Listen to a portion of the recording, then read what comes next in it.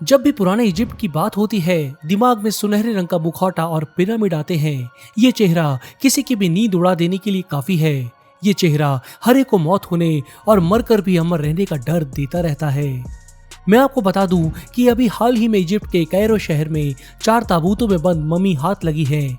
24 अप्रैल 2020 को इजिप्ट के सरकारी अफसरों ने इसकी घोषणा करते हुए बताया कि ये मम्मी 3500 साल पुरानी है, यानी 1550 BCE की। इसके पास ही 30 वर्कशॉप के अवशेष भी मिले हैं, जहां ताबूतों में सोए लोगों के लिए जेवर बर्तन बनाने का काम चलता रहता होगा। हालांकि मॉडर्न टाइप के साइंटिस्ट भी ताबूतों को खोलने से परहेज करते रहे हैं, जिसकी वजह है राजा तूतनखामेन का शाप। तूतनखामेन की मम्मी की खोज कैसे हुई, कैसे उससे जुड़े शाप हजारों साल बाद भी एक के बाद एक अनेक लोगों की मौत का कारण बनते गए। तूतनखामेन का खजाना, जिसमें 5000 से भी ज्यादा बेशकीमती चीजें थी, इसकी खोज कैसे हुई, ये सारी जानकारियां मैं अपनी पिछली वीडियो में आपको दे चुका हूँ। अगर आपने वो नहीं देखी है तो उसका लिंक आपको स्क्रीन के ऊपर और डिस्क्रिप्शन बॉक्स में मिल जाएगा। मरने के हजारों साल बाद आज भी तूतनखामेन जैसे लोगों के जहन में जिंदा है और शायद हमेशा ही रहेगा। आज मैं आपको तूतनखामेन की जिंदगी से जुड़े ऐसे राज बताऊंगा जो आपने पहले कभी नहीं सुने होंगे।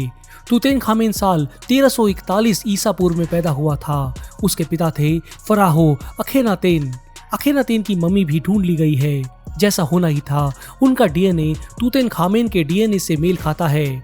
मैं आपको बता दूं कि प्राचीन इजिप्ट में राजा को ही फराहो कहा जाता था। जब तूतनखामेन सिर्फ 8 साल का था तो उसे फराहो बना दिया गया। उसकी शादी अपनी ही सौतेली बहन अंखेनसेनामन से हुई। वो दोनों माता पिता नहीं बन पाए। उनकी दोनों बच्चियों की मौत गर्भावस्था में ही हो गई। कम उम्र में ही तूतनखामेन में इतनी समझ थी, उसने अपने पिता के राज में हुए कई फैसले पलट दिए। उसके पिता ने प्राचीन मिस्र के धर्म के पालन पर रोक लगा दी थी, जो तूतनखामेन ने दोबारा शुरू करवाया। इस दौरान जो भी पूजा स्थल तोड़ दिए गए थे, तूतनखामेन ने उन सबको ठीक करवाया। उसने अपने राज्य की राजधानी बदलकर अखेटाटेन से थेबेस कर ली थी। अपने आस पड़ोस के देशों से उसने दोस्ती बढ़ाई ताकि उसके देश की तरक्की हो, पर उस समय कई युद्ध होने के सबूत भी मिले हैं। मैं आपको बता दूं कि तूतनखामेन तीरंदाजी अच्छी तरह से जानता था। उसके हथियार भी उसके साथ दफन हुए थे। तूतनखामेन ने इजिप्ट पर 1333 ईसा पूर्व से लेकर 1324 ईसा पूर्व तक शासन किया और महज 19 वर्ष की उम्र में उनकी मृत्यु हो गई। लेकिन इस कम उम्र में राजा की मौत कैसे हुई, ये सवाल आज भी बना हुआ है। आज भी उनकी मौत एक्सपर्ट्स के लिए एक पहेली है। यहाँ तक कि अलग अलग लोगों का दावा भी एक दूसरे से मेल नहीं खाता है। पर आखिर सच क्या है? तूतनखामेन को एक मकबरे में दफनाया गया था, जो उसकी स्थिति को देखते हुए असामान्य रूप से छोटा था। ऐसे माना जाता है कि उनकी मौत अचानक से हुई।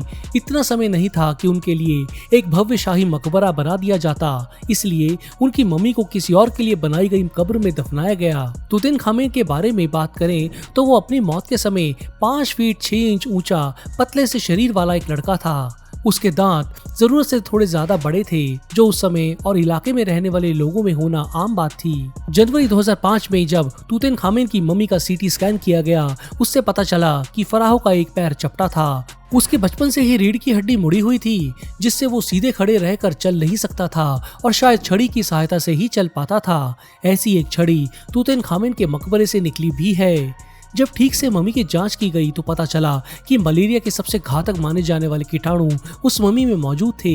इससे ये पता चलता है कि तूतनखामेन को बार बार मलेरिया हुआ था, और कोई साधारण नहीं बल्कि सबसे ज्यादा खतरनाक वाला। इतने पुराने समय में भी मलेरिया जैसी महामारी इतनी घातक बन जाया करती थी, इस सबूत ने सबको हैरान कर दिया। पर उनकी मौत के और भी कारण दिख रहे थे। सबसे बड़ा सवाल तो ये था कि तूतनखामेन की मौत एक हत्या थी या एक हादसा। मैं आपको बता दूं कि मम्मी की जांच से सिर्फ मलेरिया का ही पता नहीं चला, ये भी पाया गया कि तूतनखामेन को खून की कमी की समस्या थी, जो कि उसे अपने माता पिता से मिली थी। इस बीमारी के कारण शरीर में सिर्फ ऑक्सीजन की कमी ही नहीं होती, बल्कि बैक्टीरिया का इन्फेक्शन आसानी से हो जाता है।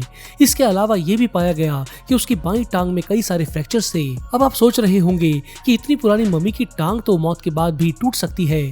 जांच में पाया गया कि हड्डियां मरने से पहले टूटी थी। ऐसा भी हो सकता है कि तूतनखामेन किसी ऊंचाई से गिरे हो, जिससे मौत हो गई हो। इसके अलावा मम्मी की कुछ पसलियां भी गायब पाई गई, जिससे कुछ विशेषज्ञों ने अनुमान लगाया कि 19 साल के तूतनखामेन की मौत किसी हादसे में हुई होगी। पर ध्यान से की गई जांच में पता लगा कि पसलियां मौत के बाद ही टूटी थी, न कि उससे पहले। तो आज ये माना जाता है कि तूतनखामेन की मौत के लिए जिम्मेदार था मलेरिया, खून की कमी या फिर ये दोनों बीमारियां तो थी ही, पर तूतनखामेन अपने आखिरी समय में किसी ऊंचाई से गिरा होगा। उसकी मौत इन सभी कारणों में से किसी एक से या फिर सबके कारण हुई, ऐसा मान लिया गया है। आज तूतनखामेन का नाम दुनिया भर में मशहूर है। शायद ही कोई ऐसा देश होगा जहां तूतनखामेन के शाप से जुड़े किस्से ना पहुंचे हों। आपको क्या लगता है दोस्तों, इनकी मौत की असली वजह क्या होगी? मुझे कमेंट्स में बताएं। आज की वीडियो में बस इतना ही। मेरे पिछली वीडियो को शाउट आउट जाता है पाकिस्तान के एंजिन एल्टन डूजिटैन और ममता जिंदल को, जिनके कमेंट्स दिल छू लेने वाले थे। इस बार भी मैं किसी यूजर को अगले वीडियो में शाउट आउट दूंगा। बस आप अपने कमेंट में पिक मी लिख दें। नहीं किया है तो जल्दी से चैनल को सब्सक्राइब कर लें, बेल के निशान को भी दबा दें ताकि नई वीडियो के नोटिफिकेशन आपको एकदम से मिल जाएं। जल्दी मिलते हैं एक और ऐसे ही मजेदार वीडियो के साथ। धन्यवाद।